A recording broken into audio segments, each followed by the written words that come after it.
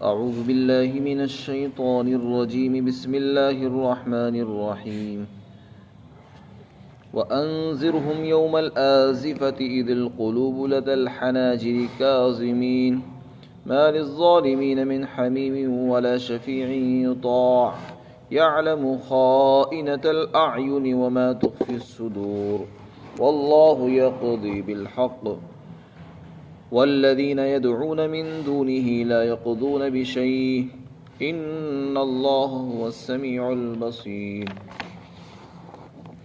أولم يسيروا في الأرض فينظروا كيف كان عاقبة الذين كانوا من قبلهم كانوا هم أشد منهم قوة وآثارا في الأرض فأخذهم الله بذنوبهم وما كان لهم من الله من واق ذلك بأنهم كانت تأتيهم رسلهم بالبينات فكفروا فأخذهم الله إنه قوي شديد العقاب۔ اور اے پیغمبر صلی اللہ علیہ وسلم، آپ لوگوں کو اس مصیبت کے دن سے ڈرائیے جو بہت قریب آنے والی ہے، جس وقت کلیجے گلوں کے پاس گھٹ گھٹ کر پہنچ جائیں گے اور ظالمین کا کوئی دوست نہیں ہوگا اور نہ کوئی ایسا سفارشی ہوگا جس کی بات مانی جائے۔ اور اللہ نگاہوں کی خیانت کو بھی جانتا ہے اور ان باتوں کو بھی جانتا ہے جو سینے چھپاتے ہیں، اور اللہ حق کے ساتھ فیصلہ فرمائے گا۔ اور اللہ کے سوا جن جھوٹے خداؤں کو یہ لوگ پکار رہے ہیں وہ کسی چیز کا فیصلہ نہیں کر سکیں گے، اور اللہ تعالیٰ ہی ہے جو ہر بات کو سننے والا ہے اور ہر چیز کو دیکھنے والا ہے۔ کیا یہ لوگ انہوں نے زمین میں چل پھر کر نہیں دیکھا کہ ان لوگوں کا انجام کیسا رہا جو ان سے پہلے تھے؟ وہ ان سے طاقت میں بہت زیادہ مضبوط تھے اور زمین کے اندر نشانیاں چھوڑنے کے اعتبار سے بھی زیادہ تھے، پھر اللہ نے ان کے گناہوں کی وجہ سے ان کو پکڑ لیا، ان کی گرفت فرمائی، اور اللہ کے عذاب سے ان کو کوئی بچانے والا نہیں تھا۔ اور یہ اس وجہ سے ہوا کیونکہ ان کے پاس ان کے پیغمبر واضح دلائل لے کر آیا کرتے تھے، چنانچہ انہوں نے انکار کیا تو اللہ نے ان کی گرفت فرما لی۔ یقیناً اللہ بہت قوی ہے، طاقتور ہے اور سخت سزا دینے والا ہے۔ آیت مذکورہ کے اندر اللہ تعالیٰ نے قیامت کا ایک منظر بیان فرمایا ہے۔ قیامت کے ناموں میں سے ایک نام آزیفہ بھی ہے۔ آزیفہ کے معنی آتے ہیں قریب آنے والی چیز۔ ازیفت الآزیفہ لیس لہا من دون اللہ کاشفہ، اسی طرح یہاں بھی آزیفہ کہا ہے اس کو۔ آزیفہ کے معنی قریب آنے والی۔ قیامت بھی چونکہ قریب آ رہی ہے، روزانہ ہر انسان کا ایک دن ختم ہو جاتا ہے اور وہ قیامت اور موت کی طرف کو بڑھ رہا ہے، اس لیے قیامت قریب آتی جا رہی ہے۔ اور زندگی کی اس دنیا کی جو اللہ تعالیٰ نے زندگی رکھی ہے اور عمر ہے، اس میں سے روزانہ دن کم ہوتے جا رہے ہیں، اور یہ دنیا اور دنیا والے قیامت کی طرف کو بڑھتے جا رہے ہیں۔ تو وہ قریب آنے والی جو مصیبت ہے اس کو قیامت کہتے ہیں، اس سے مراد قیامت ہے۔ جناب رسول اللہ صلی اللہ علیہ وسلم کو کہا گیا کہ آپ لوگوں کو قیامت سے ڈرائیے۔ قیامت بھی کوئی چیز ہے؟ فرمایا کہ ہاں، قیامت ایک مصیبت ہے اور ایک ہولناکی کی جگہ ہے اور ایک ایسی چیز ہے جس میں کلیجے منہ کو آ جائیں گے۔ اس کی خوفناکی اور ہولناکی کو بیان کیا کہ کیوں ڈرایا جائے گا۔ اذ القلوب لدى الحناجر کاظمین، کیونکہ وہ دن ایسا دن ہوگا کہ انسانوں کے کلیجے اور دل گلوں میں آ کر پھنس جائیں گے، نہ باہر نکلیں گے کہ موت آ جائے اور نہ اندر ہی جائیں گے کہ سکون ملے۔ انتہائی بے چینی اور پریشانی کے اندر لوگ مبتلا ہوں گے، مرنا بھی چاہیں گے، موت نہیں آئے گی، کیونکہ اس کے بعد پھر کوئی موت نہیں ہوگی۔ موت تو بس اسی دنیا میں ہوگی، اس کے بعد کوئی موت نہیں ہوگی، نہ کسی کو موت آ سکے گی۔ جہنمی لوگ مرنا چاہیں گے، ان کو موت نہیں آئے گی۔ موت کا تعلق تو بس اسی دنیا سے ہے۔ تو اس دن کی پریشانی ایسی ہوگی کہ انسان کے کلیجے اپنی جگہ سے اٹھ کر ایسا معلوم ہوگا جیسے گلے میں آ کر پھنس گئے ہوں، اور گھبراہٹ کی وجہ سے وہ پریشان ہو رہے ہوں گے، نہ سانس لینے میں ان کو آسانی ہوگی بلکہ گھٹ رہے ہوں گے، سانس گھٹا جا رہا ہوگا اور کلیجے باہر کو نکلے جا رہے ہوں گے، مرنا چاہیں گے، موت نہیں آئے گی اور وہ اندر نہیں جائے گا جس کی وجہ سے ان کو سکون مل سکے۔ تو اس کی شدت کو بیان کرتے ہوئے فرمایا کہ اس دن سے ڈرائیے، وہ دن انتہائی خطرناک ہے، ہولناک ہے، اس لیے اس کی تیاری یہی ہے کہ اس سے پہلے ہم ایمان لے آئیں، اس کو مان لیں۔ قیامت بھی اللہ تعالیٰ کی تخلیقات میں سے ایک چیز ہے، اللہ تعالیٰ نے اس کو پیدا فرمایا ہے اور اس پر ایمان لانا ہم سب کے لیے ضروری ہے۔ جو اس کو نہیں مانیں گے ان کا ایمان مکمل نہیں ہو سکتا۔ اس کے بعد اس کی اور زیادہ ہولناکی اور شدت کو بیان کرتے ہوئے فرمایا کہ وہ قیامت کے دن ایک ایسا دن ہوگا کہ جو لوگ ظالم تھے اس دنیا کے اندر، ظالم سے مراد ہے ظلم کرنے والا، لیکن سب سے بڑا ظالم وہ ہے جس نے اللہ کے ساتھ شرک کیا، جس نے اللہ کا انکار کر دیا، ایمان نہیں لایا، وہ بھی ظالم کہلاتا ہے۔ یہی ظلم کا اعلیٰ درجہ ہے۔ تو جو ظالم ہوں گے وہ اس دن سفارشی تلاش کریں گے، کسی دوست اور احباب کو تلاش کریں گے کہ شاید کوئی ہماری سفارش کر دے، دنیا میں ہمارا کوئی ساتھی تھا، دوست تھا، مسلمان تھا، اس کے پیچھے پیچھے جائیں گے، اس کے پاس جائیں گے کہ آج ہماری سفارش کر دو، ہمیں بچا لو۔ لیکن انہیں نہ تو کوئی دوست ملے گا، نہ کوئی سفارشی ملے گا جس کی بات سنی جائے اور مانی جائے۔ تو یہ ساری باتیں نبی کی زبانی سنائی جا رہی ہیں اس لیے تاکہ لوگ آگاہ ہوں۔ یہ صرف غیروں کے لیے نہیں، مسلمانوں کے لیے بھی، ساری انسانیت کے لیے پیغام ہے کہ ہمیں وقت کے آنے سے پہلے تیار رہنا چاہیے۔ ان سب باتوں کو دیکھ کر بھی آدمی نہ سنبھلے اور اپنی آخرت کی تیاری نہ کرے اور ایمان کو مکمل نہ کرے، اعمال کو اپنے درست نہ کرے، اپنے شکل و صورتوں کو، وضع قطع کو ٹھیک نہ کرے، تو پھر یہ سب نصیحتیں بیکار ہیں۔ ان سب نصیحتوں کا فائدہ جبھی ہے جب انسان عمل بھی کرے۔ سب سے پہلی چیز ہے انسان عمل کرے، نیت کرنی چاہیے کہ اللہ تعالی ہم سب کو عمل کی توفیق عطا فرمائے۔ اس کے بعد اللہ تعالیٰ نے اپنے علم کا بیان فرمایا کہ اللہ تعالیٰ کا علم اتنا وسیع ہے کہ اللہ تعالیٰ نگاہوں کی خیانت کو بھی جانتا ہے۔ اللہ نے انسان کو آنکھیں عطا فرمائی ہیں، یہ ظاہری اعضاء میں سے ایک عضو ہے۔ اسی طرح کان ہیں، زبان ہے، اور اسی طرح باطنی اعضاء بھی ہیں جیسے دل، ان کے بھی کچھ اعمال ہوتے ہیں۔ کچھ اعمال جو ظاہری اعضاء سے ہر انسان کرتا ہے، ہاتھ پیر کے ذریعے، زبان سے، وہ تو سبھی جانتے ہیں، لیکن آنکھوں سے بہت سے ایسے عمل صادر ہوتے ہیں جس کا برابر والے کو اور پاس میں بیٹھنے والے کو بھی پتہ نہیں چلتا۔ لیکن اللہ تعالیٰ کا علم اتنا وسیع ہے اور گہرا ہے کہ اللہ تعالیٰ انسان کی آنکھوں سے کیے ہوئے گناہ کو بھی جانتا ہے۔ آنکھوں کی خیانت کیا ہے؟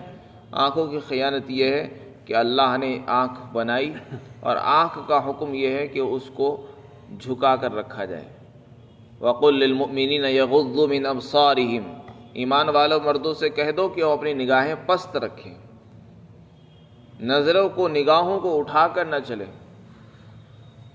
اس آنکھ سے کسی نامحرم پر نظر ڈالنا، یہ آنکھ کی خیانت ہے۔ ایسی جگہ نظر لگانا، نظر ڈالنا جہاں دیکھنے سے اللہ نے منع فرمایا ہے، وہ چاہے نامحرم ہو یا اور کوئی ایسی جگہ ہو جس کو دیکھنا، یا ایسی تصویریں ہوں یا ایسی شکلیں ہوں یا کسی کا سطر ہو جس کو دیکھنے سے اللہ نے اور رسول اللہ نے منع فرمایا۔ تو ایسی جگہ آنکھ کو چلانا اور نظریں ڈالنا جہاں سے رسول اللہ نے منع فرمایا ہے، یہ آنکھ کی خیانت ہے۔ اسی طرح دل کے کچھ اعمال ایسے ہیں جو کوئی نہیں جانتا سوائے اللہ کے۔ سینوں کے اندر کیا آپ کے جذبات ہیں، کیسی نیتیں آپ کی ہیں، آپ نہیں جانتے۔ سامنے والے کے دل میں کیسے خیالات ہیں، کیسی امنگیں، کیا وہ ارادہ رکھتا ہے آپ کے بارے میں، کیسے برے عقائد ہیں، برے نظریات ہیں، برے جذبات اس کے اندر ابھر رہے ہیں، وہ کسی کو قتل کرنا چاہتا ہے، کسی کے خلاف سازش کرنا چاہتا ہے، لیکن آپ کو نہیں محسوس ہوتا کہ وہ کیا کر رہا ہے، اس کا دل کہاں گھوم رہا ہے۔ دل کے بھید کو اور سینوں کے رازوں کو اللہ جانتا ہے۔ تو یہ بتا کر اشارہ فرما دیا کہ انسان یہ نہ سوچے کہ میں اپنے دل میں جو چاہے خیالات کو بسا لوں، جیسے چاہوں جذبات اپنا لوں اور دل سے جس طرح کے چاہے وسوسے پیدا کر لوں اور اللہ کو پتہ نہیں چلے گا، یا میں اپنی آنکھوں کو جہاں چاہے چلاؤں، جہاں چاہے گھماؤں، لوگوں کو تو پتہ ہی نہیں چل رہا ہے، لہذا میں اپنی آنکھوں کو جہاں چاہے چلاؤں، موبائل میں استعمال کروں، نامحرموں کو دیکھوں۔ جب لوگوں کو پتہ نہیں چل رہا ہے، اس کا مطلب میری کوئی گرفت اور پکڑ نہیں ہوگی۔ یہ شیطان انسان کے دل میں وسوسے ڈالتا ہے کہ تم اپنی نگاہوں کو خوب چلاؤ، کوئی دیکھ نہیں رہا۔ اللہ تعالیٰ فرما رہے ہیں کہ اللہ تعالیٰ آنکھوں کی خیانت اور آنکھوں سے کیے ہوئے گناہوں کو بھی جانتا ہے۔ جب وہ جان رہا ہے تو سزا بھی ضرور دے گا، اس لیے اس کی پکڑ سے بچتے رہیے اور توبہ کرتے رہنا چاہیے۔ آنکھوں سے خیانت ہو جاتی ہے، لیکن انسان کو توبہ بھی کرتے رہنا چاہیے اور اس عمل سے بچنے کی کوشش کرنی چاہیے۔ واللہ یقضی بالحق، اس کے بعد فرمایا قیامت کے دن اللہ ہی فیصلہ فرمائے گا حق کے ساتھ، لیکن جن کو یہ لوگ خدا سمجھ رہے ہیں، جھوٹے خدا ہیں، وہ کچھ بھی فیصلہ نہیں کر سکیں گے، چونکہ وہ خدا بننے کے لائق بھی نہیں تھے۔ اور حقیقت میں واقعہ یہ ہے کہ اللہ ہی ہر چیز کو سننے والا ہے اور وہی دیکھنے والا بھی ہے۔ اس کے بعد کفار مکہ کا بیان ہے۔ جناب رسول اللہ صلی اللہ علیہ وسلم لوگوں کو اسلام کی طرف بلایا کرتے تھے اور ان کو قیامت سے، آخرت سے ڈراتے تھے، عذاب سے بھی ڈراتے تھے، لیکن وہ لوگ نہیں مانتے تھے اور رسول اللہ کا اور قرآن کا انکار کرتے رہتے تھے۔ ان آیات میں ان کو عبرت کی نگاہ ڈالنے کا حکم دیا اور فرمایا گیا کیا یہ لوگ چلتے پھرتے نہیں زمین میں، ملک میں روئے زمین پر چلتے نہیں ہیں، سفر نہیں کرتے یہ لوگ؟ کیوں نہیں کرتے؟ ان کو کرنا چاہیے۔ اگر یہ لوگ چلتے تو زمین میں چل پھر کر ان کو نظر آتا ان سے پہلے لوگ جو ہلاک ہو چکے ہیں، جو قومیں تباہ ہو چکی ہیں، برباد ہو چکی ہیں، وہ کیوں برباد ہوئی، کیا ان کا قصور رہا اور کیا ان پر عذاب آیا، ان کو چل پھر کر دیکھنا چاہیے۔ اور ایسا نہیں یہ لوگ چلتے نہیں، چلتے ہیں۔ اللہ تعالیٰ تو بتانا چاہتے کہ تم تو جاتے بھی ہو، سفر کرتے ہو، ملک شام جاتے ہو، یمن جاتے ہو۔ ملک شام کا سفر کرتے تھے یہ لوگ، مکہ کے لوگ تھے، تجارت کی نیت سے سامان وہاں سے لایا کرتے تھے، بیچتے تھے۔ راستے کے اندر ملک شام میں چونکہ بہت سے انبیاء تشریف لائے اور راستے میں بھی بہت سی بستیاں تھیں جو ہلاک کر دی گئی، جیسے قوم لوط، قوم عاد، قوم سمود، ان کے اندر بھی انبیاء آئے اور یہ وہ قومیں تھیں جو بہت زیادہ ترقی یافتہ تھیں۔ انہوں نے اپنی کاریگری سے بڑے بڑے محلات اور بڑے بڑے مکانات اور قلعے بنائے تھے اور ایسی ایسی یادگاریں بنائی جو آج تک موجود ہیں، چاہے وہ تباہ حال ہوں یا خراب ہو چکی ہوں، بوسیدہ ہو چکی ہوں، کھنڈر بن چکی ہوں، لیکن وہ موجود ہیں۔ تو اس سے ان کی کاریگری اور فنکاری کا پتہ چلتا ہے کہ وہ کیسے ماہر لوگ تھے۔ تو مکہ کے کافروں کو کہا جا رہا ہے کہ تم لوگ چل پھر کر نہیں دیکھتے تم سے پہلے لوگوں کا کیا حال ہوا ہے؟ تم لوگوں کو تو عبرت حاصل کرنی چاہیے تھی، تم کو سفر میں جانا پڑتا ہے، تم دیکھتے بھی ہو اپنی نگاہوں سے کہ یہ کھنڈرات ہیں، کبھی اس میں قوم عاد رہتی تھی، قوم سمود رہتی تھی اور انہوں نے اپنے وقت کے نبیوں کا انکار کیا، اللہ نے ان کو ایسا نیست نابود کیا کہ آج ان کے کھنڈرات ہیں، صرف ان کی قوم کا بچہ، ان کی قوم کے رہنے والے نسل کوئی نہیں جانتا کہاں ہے، ختم ہو چکی ہے۔ تو اسی طرح اپنے بارے میں سوچنا چاہیے۔ آج ہم جو جناب رسول اللہ صلی اللہ علیہ وسلم کا انکار کس بنیاد پر کر رہے ہیں؟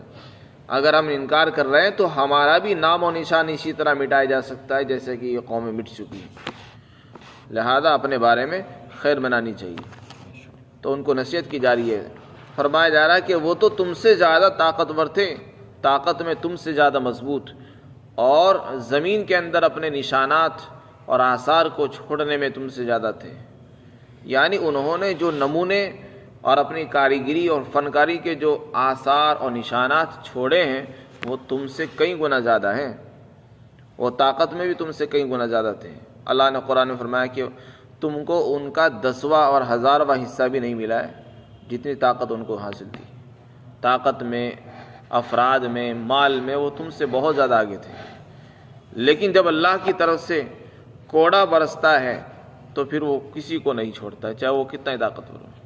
اس لیے مکہ والوں کو کہا جا رہا ہے کہ تم تو ان کے مقابلے میں کچھ بھی نہیں ہو، تو پھر کس بنیاد پر اللہ کا انکار کر رہے ہو؟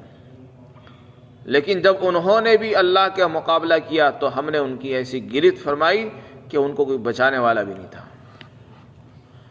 جو اپنے آپ کو سپر پاور کہتے تھے اور جو اپنے آپ کو یہ سمجھتے تھے کہ بس ہم ہمیشہ دنیا میں رہیں گے، جس دن عذاب آیا کوئی بچانے والا بھی نہیں ملا ان کو۔ ما کان لہم من اللہ من واق، انہیں کوئی بچانے والا نہیں تھا۔ اور یہ سب کچھ کیوں ہوا؟ یہ سب اس وجہ سے ہوا کہ ان کے پاس انبیاء آیا کرتے تھے، مسلسل واضح دلائل اور معجزات پیش کرتے تھے، لیکن یہ ایک نہ سنتے تھے کسی کی، بس انکار پر لگے رہتے تھے، تکلیفیں پہنچاتے تھے۔ تو پھر اللہ نے بھی ان کو نہیں چھوڑا، ان کی ایسی گرفت فرمائی کہ کوئی بچانے والا نہیں تھا۔ اور اللہ تو ہے ہی طاقتور اور سخت سزا دینے والا ہے، جب وہ کسی کو سزا دینے پر آتا ہے تو کوئی بچانے والا نہیں ملتا ہے۔ اس لیے اللہ کی پکڑ سے، اس کی غضب اور غصے سے بچ کر انسان کو ایمان اختیار کرنا چاہیے۔ ایمان کے بغیر دنیا اور آخرت میں نجات نہیں ملے گی۔ اللہ ہم سب کو ایمان کی قدر کرنے کی توفیق عطا فرمائے۔